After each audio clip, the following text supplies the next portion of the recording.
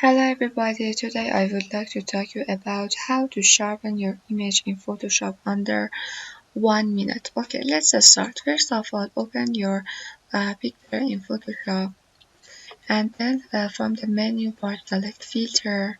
After that select sharpen and then unsharp mask. Okay, and this is manual and it depends on your picture how you want to how you would like to sharp. Okay,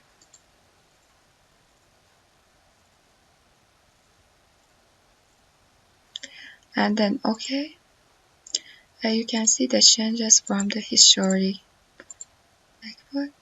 Okay, after that you can save from the file and then save your picture. Okay, finished. Have a good time.